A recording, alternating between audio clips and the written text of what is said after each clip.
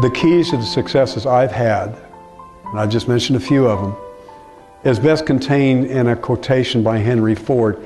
He said, if you think you can or you think you can't, you're right. I was your age, just a couple years older than most of you guys when I was wounded, when my life changed drastically. A lot of people assume I must be somebody really special because I can do these things despite my disability. No, they're very, very wrong. I am just an ordinary man who got put in a rather unusual situation, who found the proper approach to succeed. Here, give me a hug. How are you, buddy?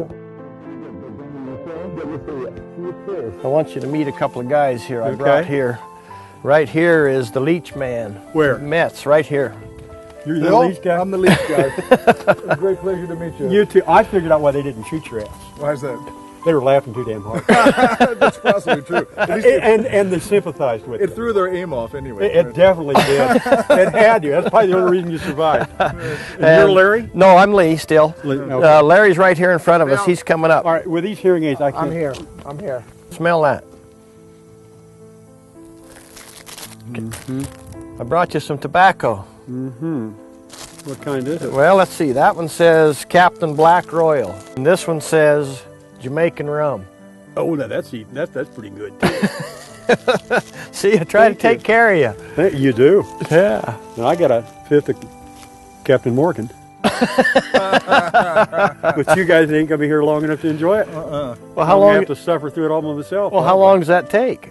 A fifth? No, yeah, to enjoy A it. couple days. A couple hours, actually. I think we got everything. You want to look at the shop first, so you got an idea what you got, so you can think about it. I'm just going to follow you in. Do you want to go into the house or the shop, whatever you want? Well, I'll take you in the shop so you can see it and you can see what you want to do. Yeah, let's go to the shop. Give you a little bit better perspective on that. Anyhow. Thank you, Lee, for the tobacco. I would share it, but I'd get dizzy, and then I couldn't. You don't. I couldn't. You don't huff and puff anymore. No, I don't huff and puff. That's too bad. You miss out on all the better things of life. Yeah. This is my philosophy, anyhow. I've got two sins: tobacco and Coca-Cola. That's the only two? Well, one is politically incorrect, and the other one will kill me. Take a think of which one it is. Oh, look at this shop. We cleaned it. You It clean? hasn't been done in 2 years. Oh, We look! cleaned it. Oh my gosh! Look at this pottery. Oh, it's beautiful. Well, hopefully I won't have any of it at the 1st of October. What, do you got a sale going or something, or Yeah, a what? big one down in Winfield, Walnut Valley Bluegrass Music Festival. Uh-huh. Whole bunch of hillbillies. Strange. They're cool people. I've been down there, this will be our 5th year, and I haven't met a jerk yet. Oh, that's good. And I'm sorry, with 10,000 people each time, you're going to meet one jerk. The only jerk there I know is myself. I found this guy that I really got to be good friends with, and so I called up Larry one day and I said, Larry, I know this guy that's a potter. Let's go out to Kansas and film him making some pots. So we go and we find this guy, Bill Wedekind. He's living in Westmorland, Kansas, and he's a potter. And he sits at the potter's wheel and he makes these pots. Anything that you can make out of clay on a potter's wheel, he'll make you a bowl, he'll make you a dish, he'll make you... And you look at that and you think, well, big deal. We can make that right down the hall here in ceramics class. The thing about Bill is he's a Vietnam veteran, he's a Marine, he's blind, and he has no hands. He hit a booby trap, lost his eyes, lost his hands, his head's got some problems. And I heard about Bill, and I said, I'm going to go find this guy. So we find Bill, and we're talking to him, and Bill and I hit it off right away. And look in your toolbox. You've got some tools in there that will shock even you. And the neat thing about being young is you can continue to put new tools into your toolbox every day.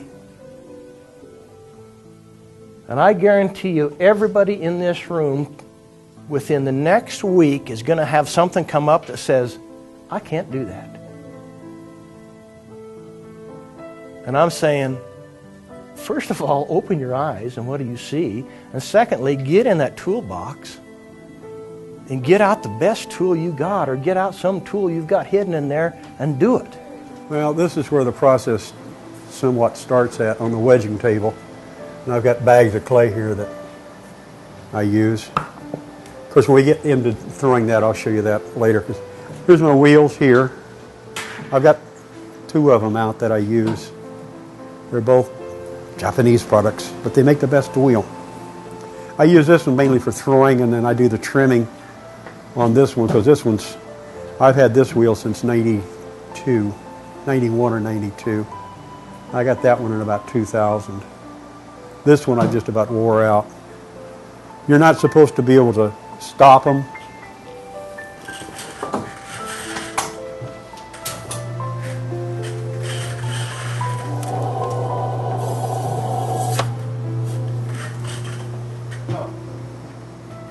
If I did that with that one, I'd get some blisters.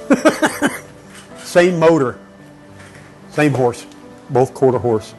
But this one's just, that one's wore out. Oh, I see. That's why. It's just wore out, and I use it for trimming, where I don't have, there's not much torque involved with it. Of course, these tools I use for trimming, for taking the excess off when a pot reaches after it's been dried for about 12 hours. He's Mets to everybody that knows him and loves him. I was Wedekind. You're Wedekind. Yeah, I mean, that's, well, Everybody had a nickname or something. your first name was Lieutenant. That's right. Don't forget it. Don't forget it. These things here are old deep freezes. And you probably wonder what neither one of them work. But what I use them for, I put pots in there. They're my giant plastic bags. Okay. It slows the drying down. And I can hold a pot for several days. I mean, this little plate down here,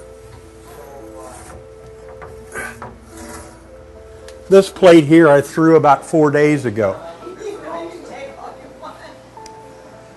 Larry? Yeah, I'm here. This plate I threw about 4 days ago, and it's got a tear in it, so I can't keep it, but it's still soft enough to be misshaped. It's like I just threw it off the wheel, and it's 4 days old. The one on the top shelf up there I took out of the damp box yesterday. And yeah, I'll put it in this one, closer. I'm not keeping it, I haven't got around to taking it off the bat and throwing it away yet, or reprocessing it.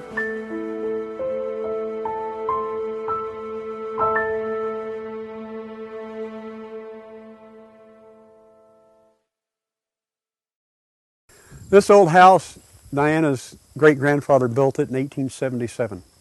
1877. Now, he didn't have the steel siding on it, of course. And Diana and I put more into the house in the last 17 years than what it cost him to build it and buy 160 acres to go with it. But, and these are short towers.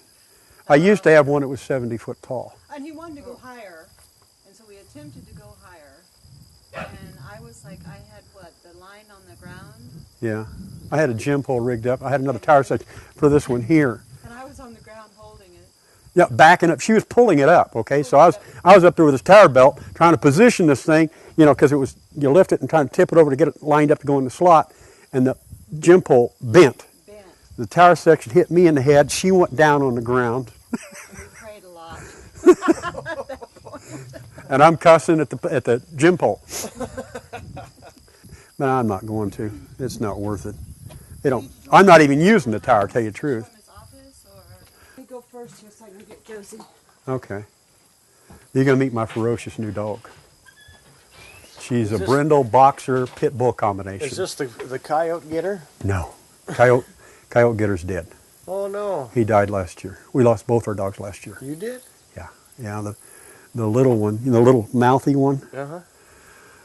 I was taking stuff out of the truck, and we're talking late July. It was hotter than hell, and she got in the truck, found something to eat, and was in the truck eating, and I shut the truck up, and nobody noticed it for 3 hours. And by the time we found her, she was dead. Oh, look at here now. Now there is not. She may be half pit bull, but there's not a mean bone in her body.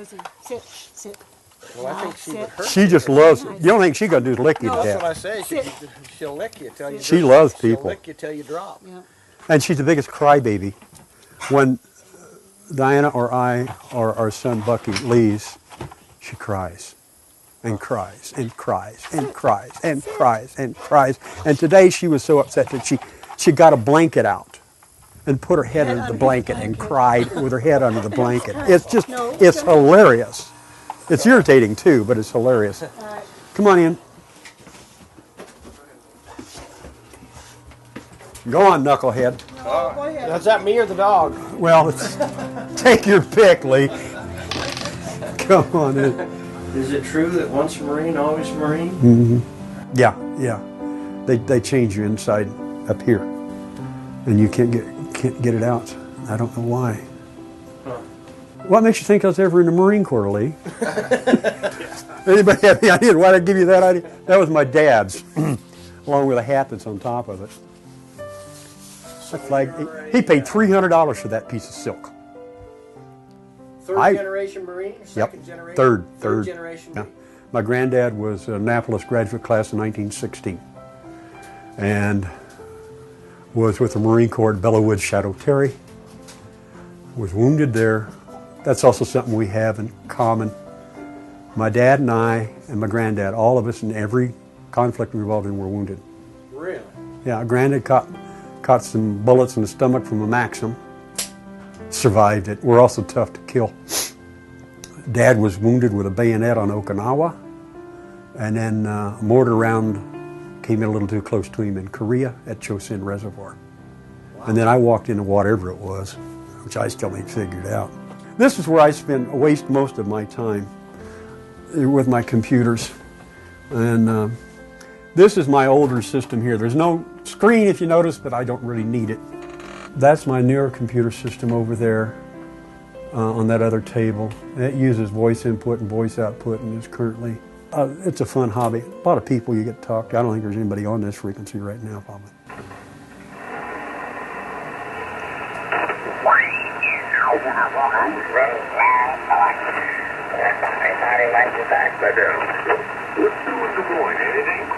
Not much. Just playing around down here. Yeah. Well, I've talked to people in Russia, South Africa, Australia, New Zealand, just about every country in Europe. But the thing I've been doing for years is talking with school kids. I've been talking to them about what it's like to be blind, no hands, and how you deal with that when you have that kind of situation occur to you, or something similar, or even not similar. How you cope with it, and how you adjust, and what it's like to be in that situation. I use a quote by Henry Ford quite a bit, and he said, if you think you can or you think you can't, you're right. If you don't think you can do something, you're wasting your time even starting. You've already decided you're going to fail. Whereas if you believe you can, you got a chance. You might have to work at it awful hard, but you got a chance of succeeding. And that's basically it. And how I decided to by using courage, determination, and willpower, you can accomplish anything, regardless what the odds are, you know, against you. I don't care what it is. It's warm. And it's not cold like Colorado. This is good.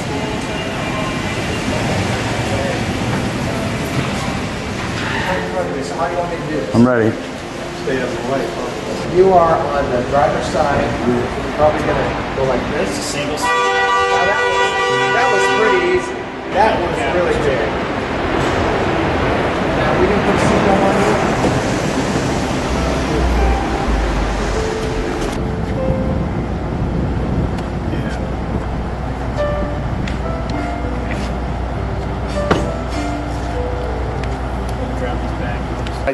Actually, you're going to be over here a little bit more if we're going to really position you. Where's that at from where I put my coat? Well, your coat's straight ahead, but we can figure that out. Okay. But you're front and center right now. This is quite an auditorium, isn't it? Yeah, it The is. acoustics in here are really good. So this is really good. Well, right now I'm trying to decide what it is I'm gonna, because I have more time, whether or not I want to put in a little section, and so what section I want to put in, and I'm not coming up with any decisions yet. Let's have a look at your tie, Bill. Yeah. You know, we're just going to focus on your tie. Okay. Nothing else but the tie. Okay. Now, where was the tie made? I don't know. But the jacket was made in Canada? Uh-huh. Yeah. Okay. Yeah, the jacket came from Canada. And how much money did you spend on those clothes, Bill? This outfit right here, $400 for the coat, $100 for the shirt, $60 for the tie, $100 for the pants, $50 for the belt, $100 for the shoes, and I paid $10 for this pair of socks. I spent way too much money. Well, I'm sure By the time I got out of the clothing store, it cost me $2,200. Well, you know what they say, Bill. They say that if you look good, you feel good. And if you feel good, you'll make other people feel good. Well, I think if you, well, what we're doing here, I think well, when I'm doing the speaking, if I come in and look sharp, I look successful, people are more apt to pay attention to what I'm saying. Absolutely. I think. Maybe I'm all wet, but that's the premise I use to talk myself into spending this much money on clothing. Because my normal attire is a pair of sweatpants or shorts and a t-shirt. You're wired. I'm wired. Are you wired? No. It's nothing. It's just part of the, there's nothing there. There's just like some buttons sewn on your coat, so. Yeah. Over to your left, just a hair. Big smile, here we go. Morning. Michelle. Good to see you. The voice I was remembering. Oh, well, that's I wasn't good. able to put a name with it. The name with it? Yeah. I can understand that. Totally. Yeah. We're so happy y'all got Wow, we're glad to be here. Do we have somebody that's going to start the video this morning? They are supposed to start it. Okay, there's somebody here. I've not met anybody that's... You haven't? No. Okay. Let me find. That was Misty. That's our tech. Okay. And then... yeah, just let me know who it is, and then we can go from there. Anne is kind of in charge. She's over all of our technology. Okay.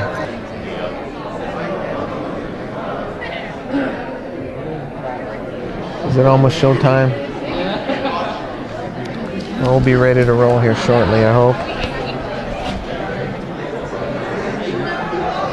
I probably can talk for 5 minutes or so, and then hopefully at that point, if not, we might just get Bill up, and then I don't like to want to show the video at the end, but I guess if we have If we have to, we can. It's up to you. If you think it's going to be 5 or 10 minutes, if you want to wait. Probably. Or They said she was wheeling it down here. That's what they said just a minute ago. Okay. Well, once we get down here, we'll shift it to. So are you going to hook it up here? Does it actually play from up here? I don't know exactly what they're playing. I think it's going to be on the cart down here, just like How come last time? No, there was no cart last time. They did it. I thought they did it from up there, or did they? I don't remember. No, they did it from the cart. You know what? what? Press the play button. Okay.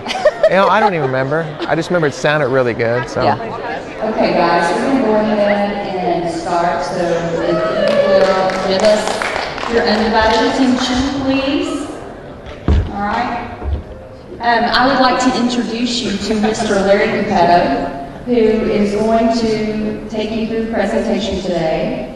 And Mr. Cappetto has been going around and doing oral histories with people who have served in our country's military and telling their stories. He has some fantastic stories that he's captured, and he's brought one of those to you today for you to get to hear. So I'm going to turn it over to him and let him talk to you about veterans and celebrating what they've done for us.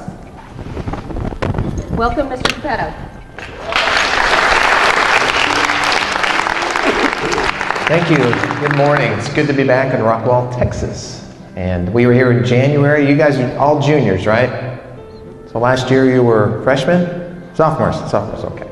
Mrs. Carney mentioned Friday, November 11th is Veterans Day. How many of you in this room have somebody in your family that serves in the military or has served in the military? Let me see the hands. Everybody look around. So usually when I ask that question, almost everybody raises their hand. So really you can relate to what we're going to talk about here. Okay, you're good.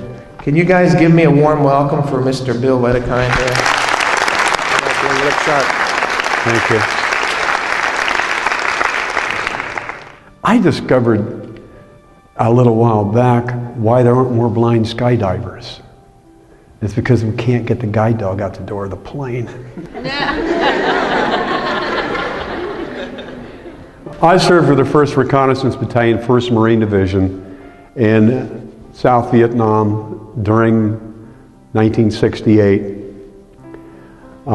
The major job of a reconnaissance Marine is that of gathering information behind enemy lines. But because of this movement around our perimeter, that perimeter needed to be inspected the next morning, and since I helped set up the perimeter, it was my duty to lead a four-man team to check on it and take care of it. And I was wounded while leading that patrol. I was wounded on the 25th of May, 1968, which was 2 weeks before my 19th birthday. So I wasn't much older than most of you. But after I was wounded, I had some major decisions to make. And the first of these was whether to live or die. I had that option.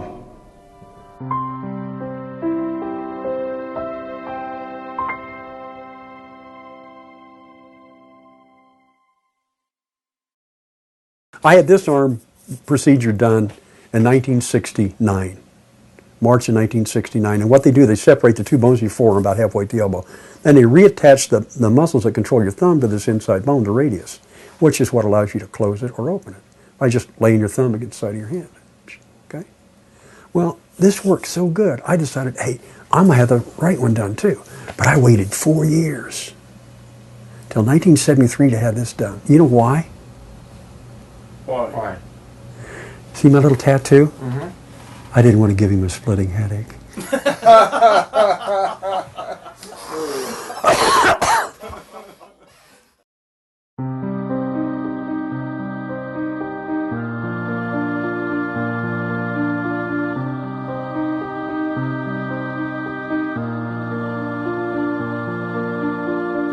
But the next day, Sarge asked me if I would volunteer to lead a four-man patrol and check the perimeter, because I had helped set up the booby traps. It was my first time doing that. I was too boot to do it, and I think he thought I had more experience in what I did. And he also wanted me to do a little bit farther perimeter reconnaissance around our hill to see if I could see where they were trying to approach us at, so we could set some surprises for them. And of course I didn't, I had just happy if I had good sense, so I said, yeah, I'll lead it. And I got them through the booby traps I had set up, and I checked the ones that we had set up, and they were fine, hadn't been tampered with, because they didn't really get that close to it, because these were in pretty tight. And I started down around the hill, and I went around a corner, and the guy behind me was around the corner too. And then next thing I knew, I was in Bethesda Naval Hospital, Bethesda, Maryland. I ain't got a clue. I must have tripped something. I don't know. You didn't feel anything? Hear anything? I was still conscious afterwards, but don't remember it. God was good to me. He didn't let me remember it, because I was answering questions. And he was also very good to me because I had a Navy corpsman there that was an E6. They generally don't go out in the field. He was good because he kept, how good he was. He kept me and the guy that was with me alive for 45 minutes before we got medevaced, and we both had severe head wounds. Of course, both my eyes, part of this ear, both eardrums were busted. It took out about 4 teeth on my upper jaw, cut my lip all the way through to the right side of my nose. I can grow a mustache here and from my nose over, but not patch here because of skin graft. I thought I could still see. For 2 weeks, I thought I could still see. Your mind does some strange things. And of course, I thought I still had my hands. And I had bandages over my head from a head wound. And the bandages were, down across my eyes, so I thought that's why I couldn't see. But see, I thought I could see a little bit through them. So things were kind of fuzzy. Well, it was my imagination furnishing me images to illustrate the sounds I was hearing. And my mom and dad that came up after I'd been there about 2 weeks. They finally were able to come to Bethesda because it's a long way from Kansas, especially if you got 4 younger brothers at home.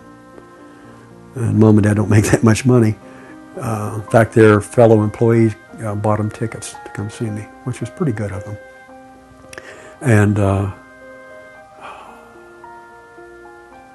I wanted the bandages taken off so I could see them clearly. And Dad says, no, you're blind. I said, no, I'm not, I can see you. He said, Bill, you lost your hands and your eyes. Mom was going at it too, both of them. You lost both your hands and your eyes. I said, no, I can feel my hands. I know they're there. And I can see you. I said, Dad, you're wearing your brown suit and you got your red tie. He did. Of course, it's a pretty easy deduction. He had one suit and a favorite tie. Mom was wearing her black dress. She had her favorite dress.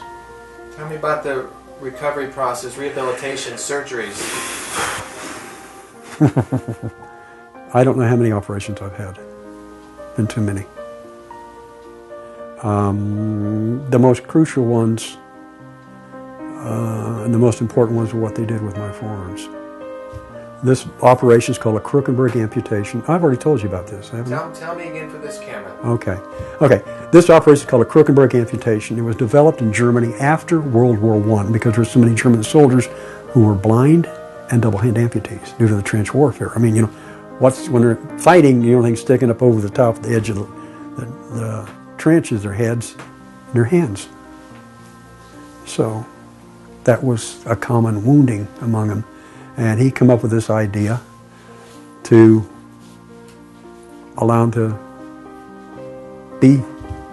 do things for themselves. Because the advantage of this, you can feel what you're doing. With a hook or prosthetic, you can't. Did you ever ask why it happened to you? Oh, yeah. What's the best answer you got to that question? Why not? You can't dwell on why me. If you think too much and too long about it, you're going to start pitying yourself. And then you go in the tank. And it's real hard to fight back from that. Because there's two little forms of pleasure devices that will enter into it, and that's drugs and alcohol. If you start feeling sorry for yourself and you crawl off in a corner, you're going to turn to one or the other. Although you don't even have to. Just self-pity alone can kill you. Because you give up hope. So I didn't think about why me too long. It didn't matter. It's irrelevant. Because what's happened has happened. You can't change it. You can't hit the rewind button. It ain't going to go back. So you got to learn to deal with it. And the best way to learn to deal with it is going forward, not looking backwards. And that's what you do when you think about why me. Going into the war and remembering it, what do you think what would you do over again about the whole war? About my part of it? Yes.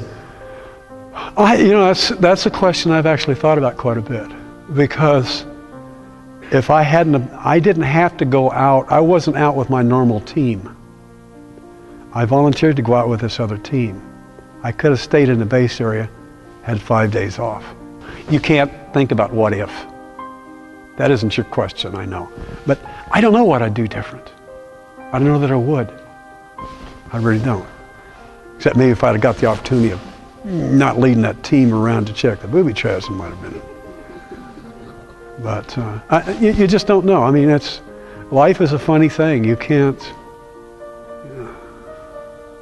If you change it one way, something else liable to happen. Cause and effect, I guess. I can't put any fancy terms on it, but I think what happens is what was supposed to happen in my life. And it was up to me after that point to deal with it and make the best out of it. And that's what I've tried to do. Here's what I want to do. Can we give him another thank you?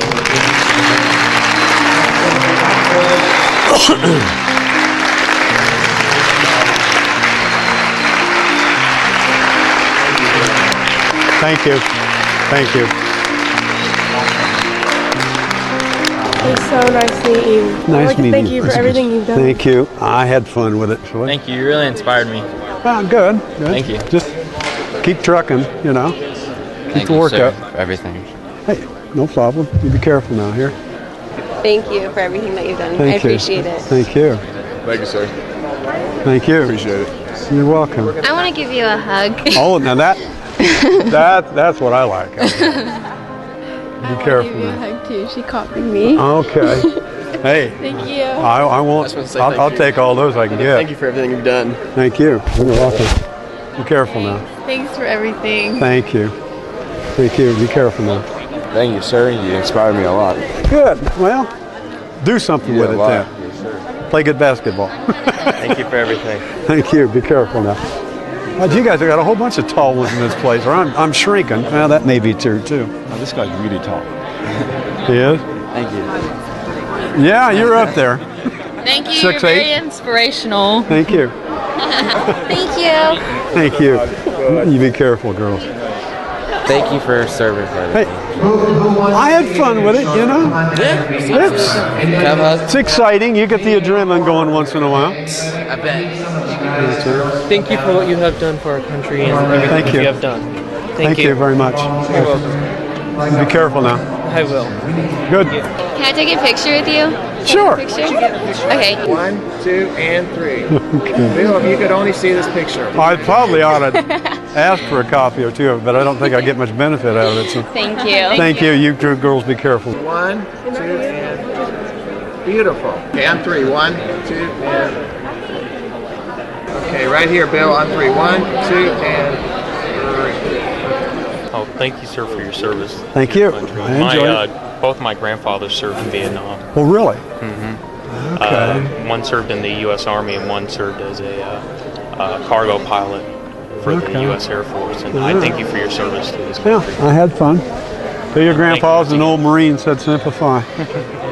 You're an awesome guy. He's funny. You had to admit he was funny. You're awesome. You know what you call a bear without any teeth? What do you call it? A gummy bear.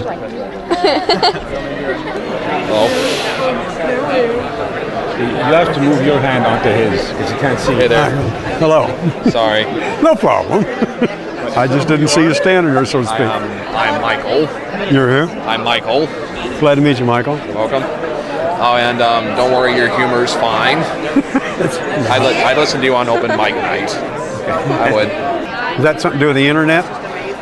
No, it's it's something called a comedy club. It's basically where people go up on the stage and start telling jokes. Oh, okay. Yeah, don't worry. I think it's kind of cool that you said you're not somebody who's special. You're just a man who had to try a little harder. Yeah, exactly. How you doing, sir? My name's Michael. Hi, Michael. Glad to meet you, Mike. You two be careful here. Take her easy. Nice to meet you. I envy what you do. I couldn't do it. I couldn't have done it. Yeah, you don't know that you could until you get there. I really just don't think that I could. No, I'm serious, Michael. It's just... Did they get the picture taken? I think so. Hey, until you get there, you don't know whether you can or not. I didn't think I could either. But I did. When you have to, you normally do. It comes out of here. Yeah. It comes out of the guts. When you get faced with something too big, of course you can always lean on God a little bit too. That helps. Heard. Hi. Hi. I'm Savannah. Hi, Savannah. It's nice to meet you. You too. I have a question. I just didn't want to ask in front of everyone. That's okay. What was the last thing you remember seeing before you woke up in the hospital?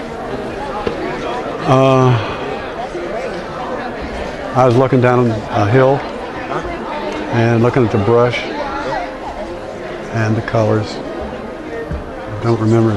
That's the last thing I remember, and it was about 50 foot from where I was actually wounded at, from what I've been told. So God wiped out a good portion of my memory, which I'm grateful for. But I still remember a lot of things I used to see, so, Yeah. you know. There. I like it. You be careful now, okay? Thank you for your service.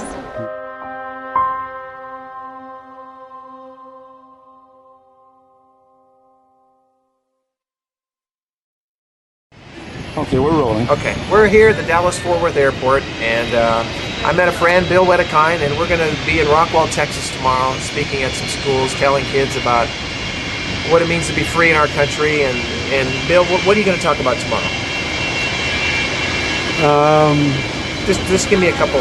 What my job was in Vietnam, when I was in Vietnam, and I'll describe a little bit briefly what happened to me, how these operation functions, and what I've done a little bit since. And How was your flight today? smooth and quiet. Yeah. Does it scare you to fly? No, You don't mind flying? No. Getting on and off the plane? Crash landings I don't like, but flying is fine. Well, you were talking to me a minute ago about fear. You know, I was telling you about I was thinking about you flying today, and you don't get afraid flying, and you were saying you don't want to be motivated by fear or moved by fear. What were you saying about fear? You can't live in fear. You can't function if you're scared all the time. You're not going to function efficiently anyhow. You've got to get past it. You're going to be scared from time to time, but you can't let it control you. But you know, when we were here in January, the kids really enjoyed you. Yeah. Are you looking forward to seeing them again? Oh yeah. Different bunch of kids, but they're all going to be about the same. They're a good group. Two very good groups of kids. Both schools. So it'll be fun. Now listen, do you ever get lonely? Yeah. Who doesn't? Well, what do you find things to do at those times? You don't feel sorry for yourself. I know you don't. I mean, it doesn't seem like you do. So, no reason to. I mean, what good would it do me? Yeah, that's a good point. I mean, there's no point to it. I mean, if I want to get, I mean, here's the thing. If you start off, I'll take you back to 1968. If I started out feeling sorry for myself, and whoa, poor me, two things would have happened. One, people would have got tired of listening to it. I mean, do you enjoy being around a whiner? No. No, I don't either. So people go away. You don't have any friends. Then you are alone. You know? And pretty soon you start believing your own bull. And then you go for something for comfort because you haven't got any friends anymore. Alcohol, drugs. Yeah. Pretty soon you got a lot more problems than what you ever thought you had. Then you're dead. If I'd have went that way, I wouldn't have made 40 years of age. Yeah.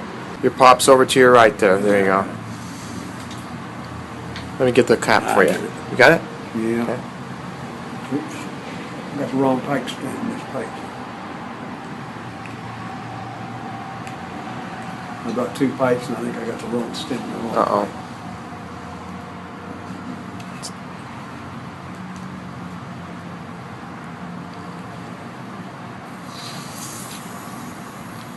You're amazing, Bill. You just do learn what you got to do. You've learned to do all these things. I mean,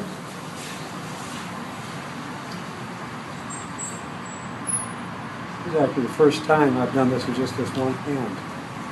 Normally I use both of them. do you want me to put that cap down, or are you going to do it okay? Oh, you're going to put it, okay. We've got too many things on our hands. Yeah.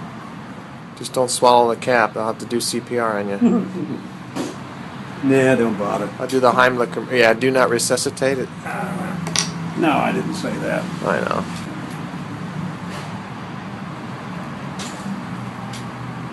I've had that done once to me. There's a price to be paid. Okay, now try the mic. Try the mic. Oh, testing 1, 2? Yeah. This one, you mean?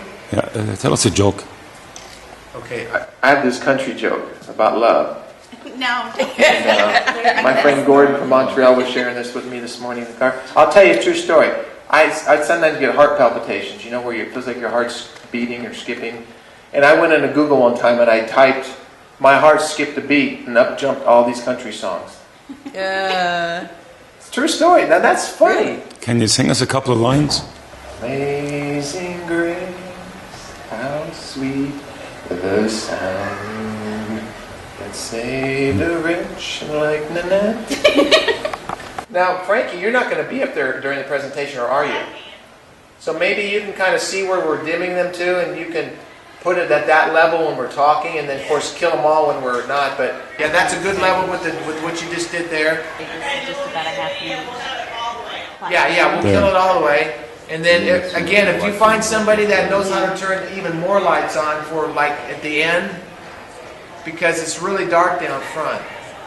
Now, Gordon, when you interview some of the students, Yeah. I'm probably going to want you up here with the light, okay? Yeah. Where your feet are, you're on like a little ridge or something. It goes down just slightly, so don't feel like you're going down the stairs. Yeah, there's carpeting back here. We wanted to stop by the office today. Is Nellie going to be in today? Well, we're going to start our presentations at the high school here shortly, but if you could do that, that would be great, because we have one of the Vietnam veterans here that Mark knows. He makes pottery, and he wants to bring Mark a piece and drop it off for him at Glenda. James, okay. Now you're going to be down here before? I'm going to be down here. This VCR working out. Okay, now I turn the volume down. That's it?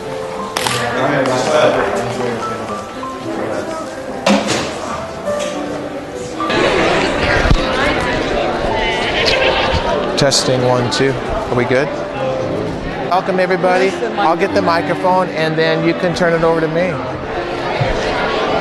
Documentary filmmaker, his passion is for veterans. And so he's going to share the story of several veterans with you today and introduce some of our special guests. So we expect you to give them your attention and respect as you've done in the past. Thank you.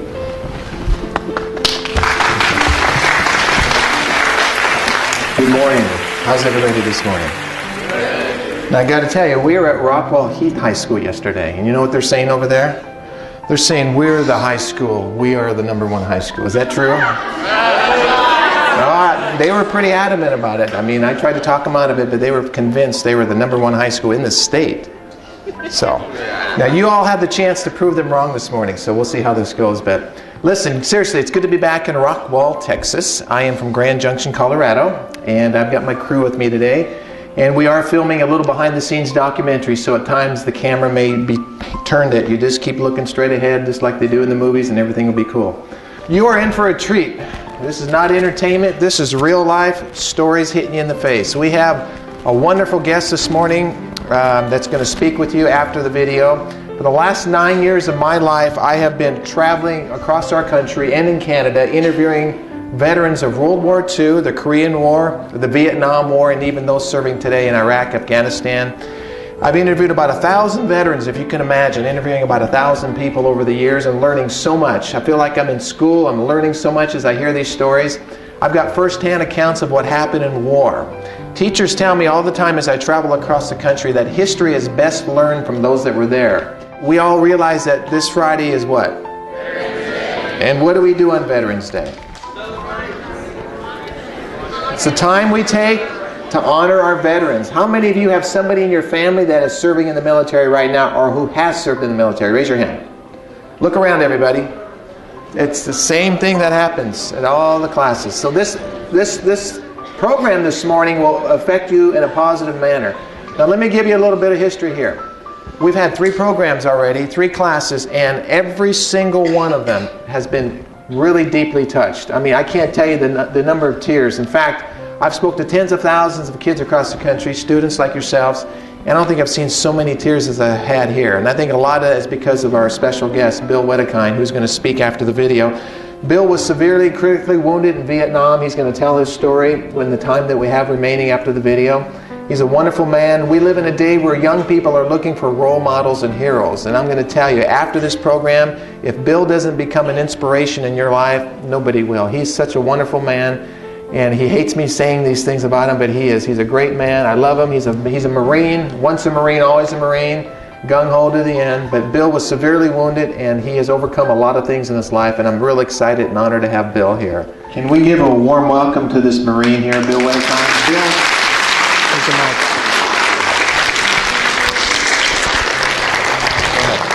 Thank you, Larry. I served with the 1st Reconnaissance Battalion, 1st Marine Division in 1968 in South Vietnam. The major job of a reconnaissance Marine in Vietnam was that of gathering information behind enemy lines. The 3rd type of patrol, which is the one I was wounded on, was a fixed observation post. Now, a fixed observation post is a hilltop that has dug-in, sandbagged fighting positions. And it employs a 12-man Marine team, whereas the other 2 patrols I mentioned we only used 8 on. Due to this activity we had the night before, I was wounded. That perimeter needed to be inspected. And since I was one of the men who set it up, I was nominated to become a volunteer to lead the team to check it. And while I was doing so, I was wounded. This occurred on the 25th of May, 1968, 2 weeks before my 19th birthday. I was about 2.5 years older than most of you guys. The nature of my wounds are my left leg was broken just below the knee. Part of that calf muscle was also lost.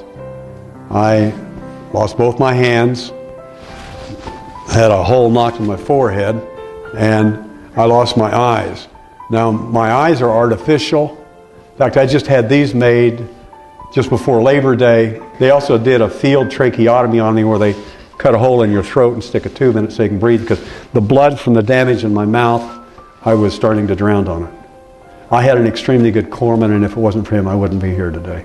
The barrel on my M16 was bent into a U shape. Okay, we're talking some pretty hard steel there. It got bent into a U shape. I told you I had, my left leg was broken, and the inside of the calf muscle, if I can balance on one pedestal here without falling over, here and here, shrapnel took out. There's also a hole knocked in my thigh here and another one here. The right leg didn't get a scratch on it. Nothing in my stomach until I get up here on my left shoulder, about right there and there are two gouges, and then another one on my right shoulder.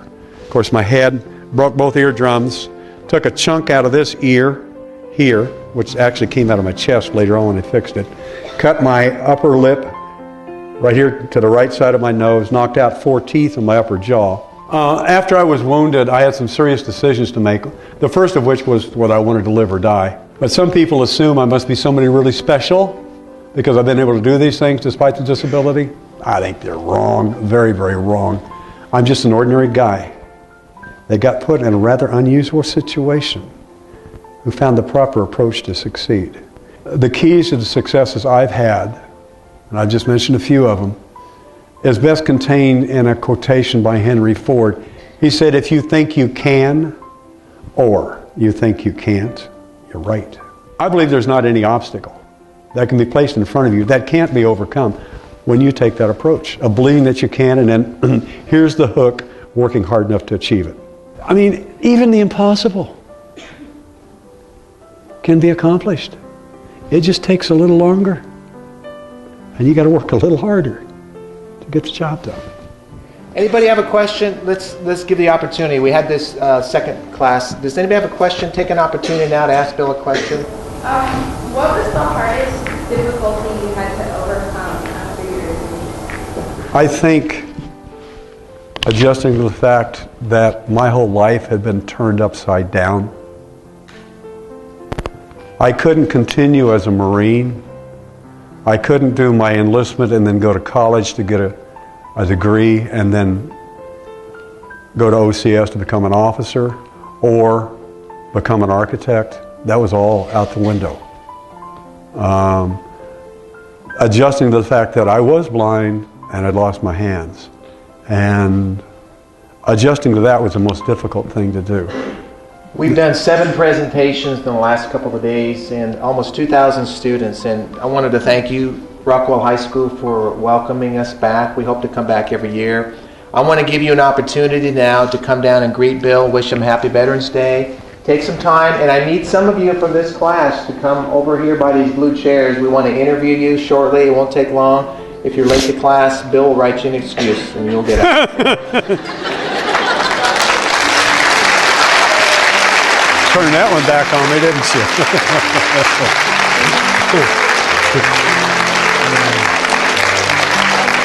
Okay. Can we thank this Marine again for what he's done, Bill? What an awesome man. Love you.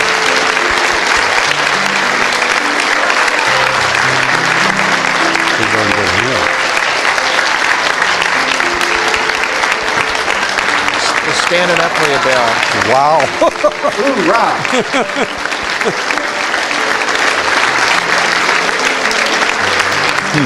Amazing. Awesome. Thank you. Thank you very much. Thank you very much. Hi, my name's Catherine. Oh, and I get a hug. Okay. Hi, Catherine. My daddy was a Marine for 20 years. So Your dad was? Yes, sir. He's still alive? Yes, sir. Good. Thank Tell you for him everything this you old did. Marine said sympathy. I will. You? I will. Thank you. Thank you. Thank you for serving. Hey, I had fun It's a with great it. honor. You were my hero. Well, you do what you got to do, you know? Can I give you a hug? Hmm? Can I give you a hug? Yeah, oh, sure. That's something you don't have to ask, you just do. What you did, it was really great. Thank you. I liked how you had humor with everything. Thank you. It's pretty crazy how you can do all this with your disabilities, and I want to. the presentation today was definitely an eye-opener. Thank you. Okay, I can't kick about that. Giving me the freedoms that I have today. You're welcome. Thank you. Just keep them. Thank you. Okay. So, Be careful now. nice to thank you for serving our country. Hey, I enjoyed it. How are you? I'm fine, and yourself? Good. That's good. Where's that big hug? That big hug. There we go. You got to watch him. Them Canadians, they're weird. You got to watch. Their brains were frozen too many times. Pile in. I like that. On 3, Bill. Right here, Bill. 1, 2, Okay. and Well, you need to jump the count a little let's bit. do one more. 1, 2. Bill, give me that smile now. Oh, I'm trying. Thank you for everything. Thank you. It was Hey, I had fun great. with it. You girls be careful now. Thank you so much. There you go. Thank you so much for everything that you've done, because my mom, when she was 4, she actually came over from Vietnam Really? during the war, and her dad actually served as well. Are you one of the teachers here? I am. So thank you so much for coming to Rockwall. What outfit was your dad with? Do you know? You know what? I don't know. And my daddy was pretty. He's still alive? He is, but he was psychologically damaged by Vietnam, and he doesn't talk about it. He I just know. won't talk Just about tell it. him you run into a Marine at school. I'm going to. I sent him a text message today and told I him said we were here. sympathy. There's a young man right here. Okay. Veterans Day, sir. Hello. Happy Veterans Day. Thank you. Thank you. Thank you very much. Thank you. Oh, thank you. Be careful now. Thank you for serving. Thank you. I had fun with it. Thank you. I'd like to wish you a happy Veterans Day. Thank you, sir. It's good meeting you. You too. Be Happy careful. Veterans Day. Thank you. Thank Thank you. you very much. Happy Veterans Day. Thank you. Thank you very much. Appreciate it. Thank you. Thank you. Oh, okay. An extra bonus here. Nice to meet you. Thank you. You be careful now. Do you have a tattoo? Yes. What is it? It's a bulldog head wearing a Smokey Bear hat. And it said USMC underneath it. When I had the surgery done, I waited 4 years because of this tattoo, because I didn't want to give him a splitting headache. Dang. Thank you. Thank you. You be careful now. 1, 2, 3. Thank you so much for what you did. Oh, thank you. I actually had fun doing it. I didn't tell anybody, but I had fun. Thank you for your service. Thank you. I'll be a Marine myself. Oh, yeah? Yes, sir.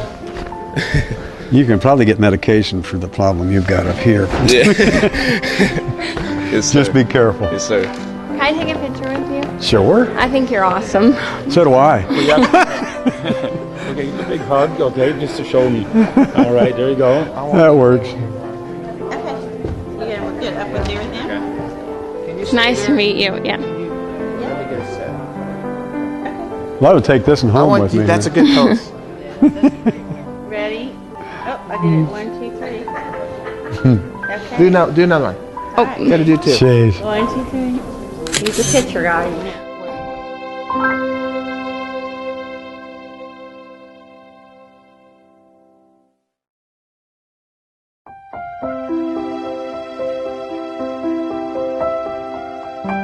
It was very heartbreaking, and it was a reminder of the soldiers that fight for us still. And you just kind of start to think about what's going on now in Iraq and remember all the veterans that have fought for us and the ones that are still here, like Bill. I think it was pretty informative for kids like us because they don't really get to see the true side of war. They see it mostly from like a video game standpoint, and they think it's something fun or something to be enjoyed, but it's not. It really opened my eyes to see what they really went through. Like, I knew that it was hard, but I didn't realize it was as hard as it was. We can live another day without having to worry about what's going to happen. And we get to do a lot that a lot of people can't and they don't get to, like go to school. But just to know what they've gone through, it's very hard. Like, I don't see how they could go through so much and be able to talk about it. Well, honestly, I think it was really touching. I mean, that a veteran took his time to share his past experiences, and it just means so much that, you know, he gave us freedoms that, you know, we wouldn't have if they weren't there. So it just means a lot. Very touching. Gave me a new outlook and perspective on life. I won't take life for granted.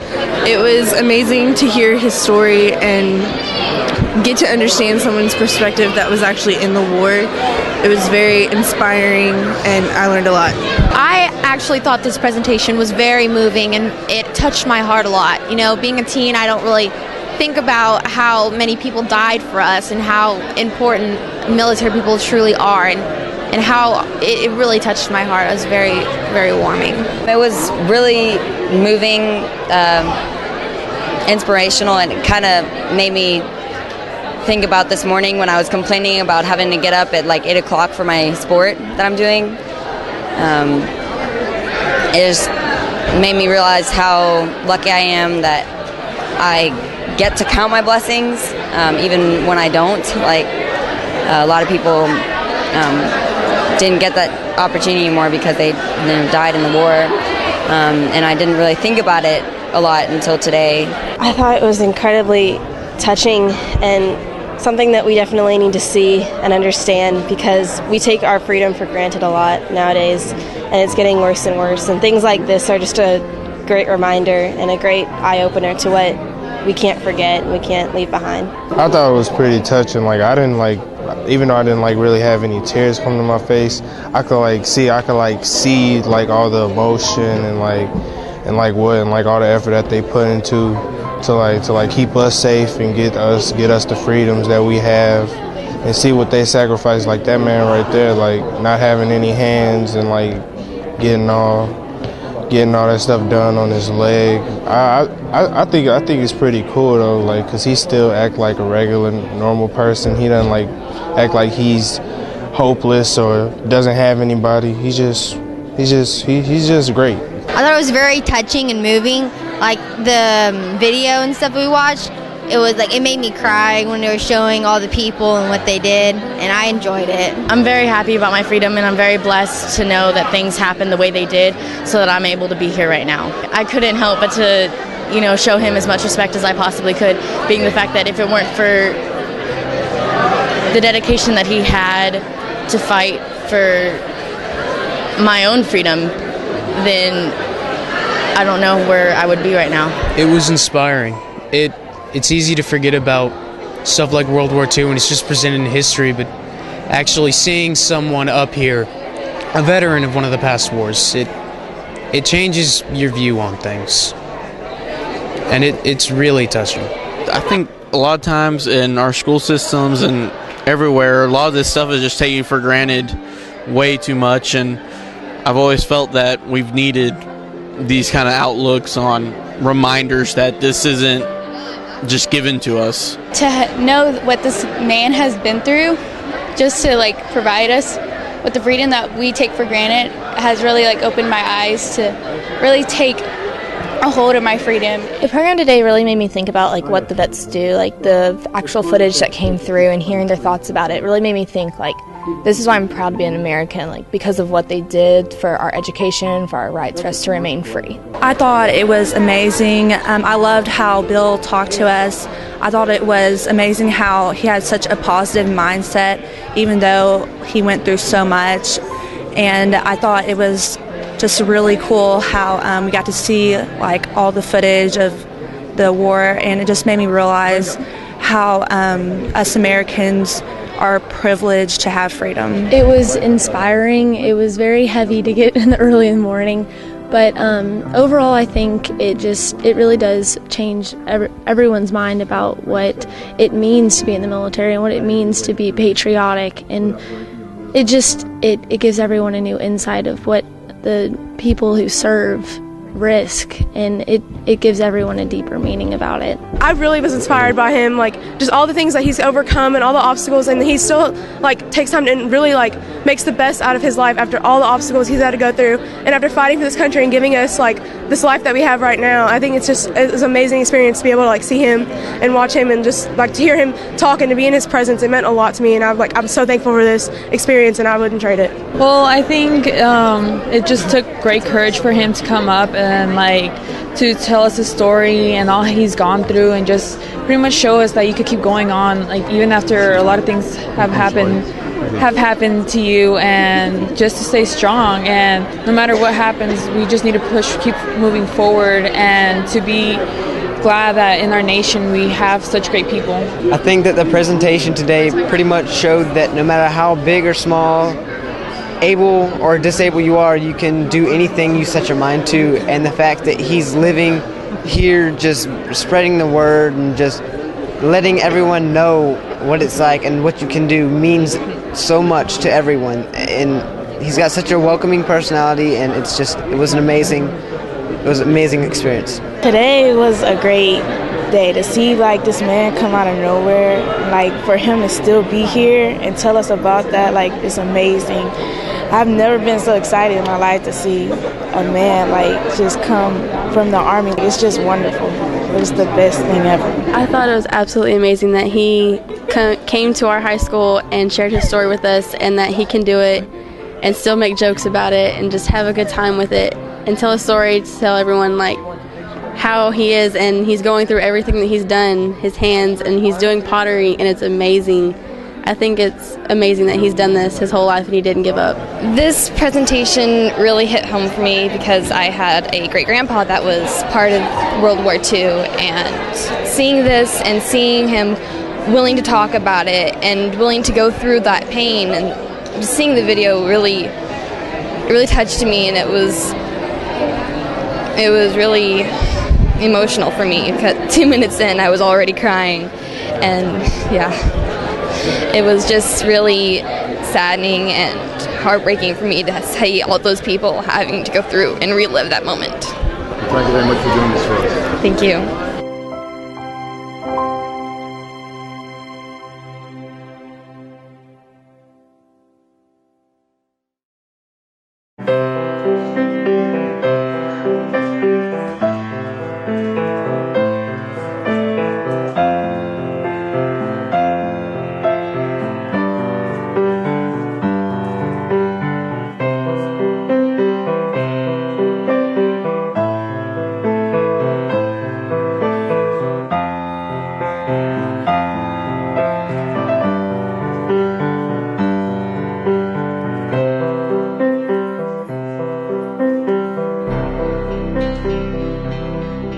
Well, I'd just first like to say, Bill, it was an honor to work with you, and I mean that from my heart.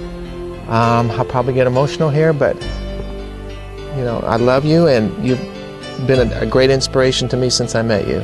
I want you to know that, and I don't take lightly what we've shared together the last couple of days. We've talked to probably a couple thousand students here, and when you see tears in the eyes of a teenager, you've touched them, and we saw so many tears today, and I am just amazed by the reception that we have gotten in these two schools. And history is best learned from those that were there, the teachers tell me, and I think we have done that here with our video and with Bill. And to have Bill here today has meant the world to me, and my sincere hope is that we can continue to work together in this and bring this message to our kids. Our younger generation needs to learn of the sacrifices that have gone before them so they can better appreciate all veterans and the freedoms that we share. And I believe we drove a point home, and to see Bill, somebody who's gone through a war and been wounded like he has, and come back and really use what he has left, and to be thankful for his life, that says a lot. You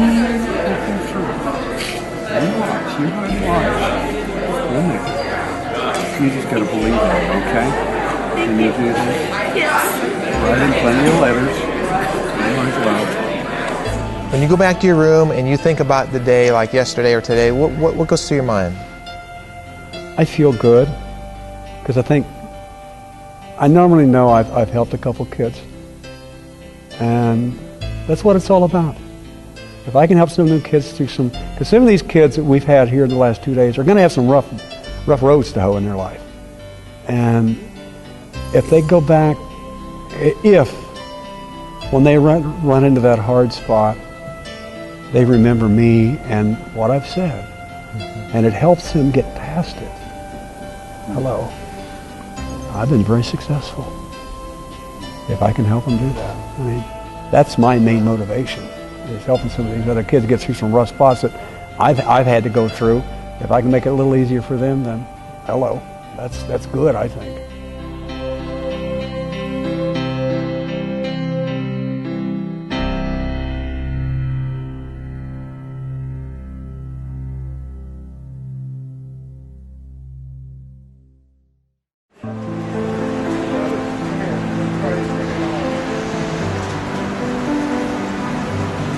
Walk away like you do what you're doing.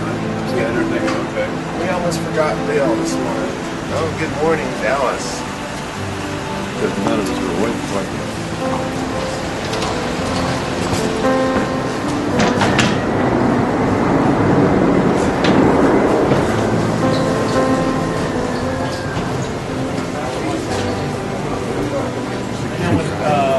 That driver's not going to wait. Once I get up there.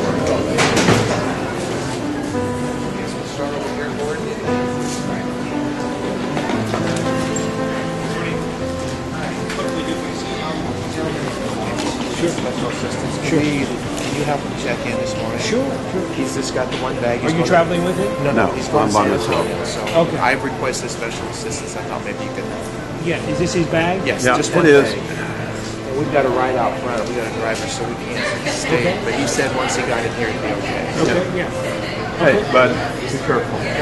Good luck. Are we saying goodbye? Yeah, I'm going to say see you later. Be careful. Okay. And I'll be in touch. I'll be right here. Hey, keep me posted on what's going on in Illinois. Okay. I'm interested. Yeah, your eye looks a little crooked. Is it okay? They just have to look at me differently. I'm not worried about it. You want to say anything to Gordon? He's right there. Where you at, Gord? Hey, bud. Be careful. May you get plenty of free samples in Chicago. So you take care of yourself, Bill. It was great meeting you. You too. And I'll be in touch. We're gonna get to work together. Absolutely. And when you want to come to San Antonio, give me a call. Be in touch. Because I got a place to put you guys up. Okay. All right. All Be right. careful. That's a promise. All right. Good. And did you get me saying goodbye to you? I did, yeah. Okay. I don't know if we're all in there. Hey, Goodbye, Bill. Bye. Hey. Bye. Okay. Bye. Okay. Larry. Love you, Bill. I'll be in touch. All right. Good enough. Thank you, sir. Bye.